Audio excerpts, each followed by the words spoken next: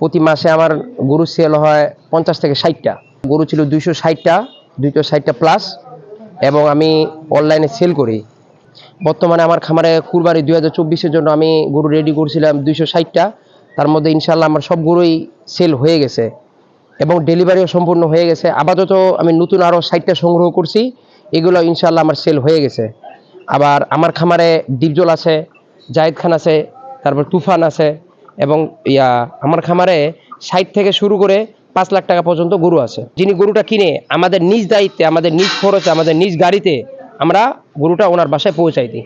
আমাদের বিজনেসটা মূলত হলো যে সব ধরনের গরুকে নিয়ে আমাদের হচ্ছে যে এখানে ভুট্টি জাতের গরুটাকে আমরা সবচেয়ে বেশি মানে বিক্রি করি, এবং হচ্ছে যে আমরা এখানকার আশেপাশের বিভিন্ন হাট থেকে গরু সংগ্রহ করে আমরা বিভিন্ন খামারিদের কাছে এই গরুগুলো হচ্ছে আমরা বিক্রি করি। আমার ছোট ভাই আর আমার বাবা মিলে এই বিজনেসটা করে, এবং এখানে ভুট্টি জাতের গরু আছে, মানে মাংস জাতের গরু আছে, এবং হচ্ছে যে যেগুলো দুগ্ধজাত ওগুলো টাইপেরও গরু আছে। এখন সবচেয়ে বড় উপকার হচ্ছে খামারিরা যারা আগে যখন হাটে যে গরুগুলো বিক্রি করতো তাদের কষ্ট হতো, গরু বিক্রি হতো না, আবার বাসায় নিয়ে যেত, তাদের অনেক লস হতো। এখন এখানে লাইভ স্কেলে ওনারা গরু নিয়ে আসছে, লাইভ স্কেলে তুলতেছে।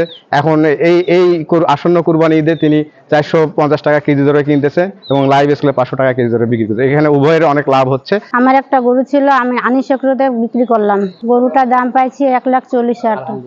আলহামদুলিল্লাহ, গরুটা বিক্রি করে আমরা শান্তি পাইলাম। ওজন তরিকায় বিক্রি করছি, লস হয়নি।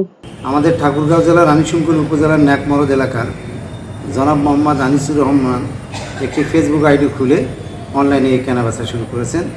তিনি প্রতিদিনই অনলাইনে এই গবাদি পশু বিক্রি করছেন, এবং মাঝে মাঝে তিনি প্রায় ট্রাকেও গবাদি পশু ঠাকুরগাঁও দেশের অন্যান্য এলাকায় বিক্রি করে চলছেন।